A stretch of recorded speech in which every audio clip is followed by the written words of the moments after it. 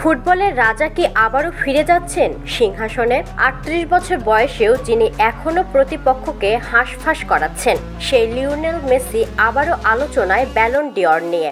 Major league সকারে তার performance যেন সময়কে উল্টো পথে হাঁটাচ্ছে। সিনসিনাটির বিপক্ষে ইন্টার মায়ামিকে ফাইনালে তোলার পর আবারও শিরোনামে মেসি।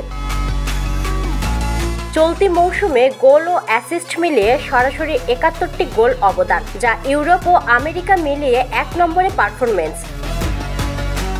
এমবাপ্পে ৬৪, কেন ৬২, হোল্যান্ড ৫৮, কিন্তু মেসি সবার উপরে। এমন ধারাবাহিকতা ৩৮ বছর বয়সে অবিশ্বাস্য, তবু সত্যি। তার ক্যারিয়ারের আরেক অসাধারণ মাইল ফলক ১৩০০ গোল অবদান, ৮৯৬ গোল, ৪০৪ অ্যাসিস্ট, ফুটবলের ইতিহাসে এক অনন্য কীর্তি। এ বয়সে এ ধারাবাহিকতা আধুনিক ফুটবলে সত্যি নজিরবিহীন।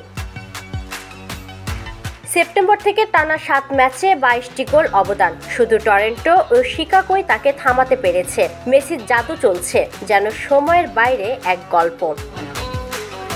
ব্যালন ডি'অরের ৪ মানদণ্ডে মেসি উজ্জ্বল সবখানে। ইন্টার মায়ামিকে তুলেছেন কনফারেন্স ফাইনালে, শিরোপার লড়াই এখন হাতের নাগালে। ফাইনালে মায়ামির প্রতিপক্ষ নিউ ইয়র্ক সিটি এফসি। শনি রবিবারের মধ্যেই নির্ধারিত হবে ভাগ্য। মায়ামি কি পৌঁছাবে MLS কাপের স্বপ্নে? ডেভিড বেকহামের ক্লাবের স্বপ্ন যেমন বড়, তেমনি মেসিরও আরেকটা ব্যক্তিগত ইতিহাস গড়ার সময় ঘনিয়ে আসছে।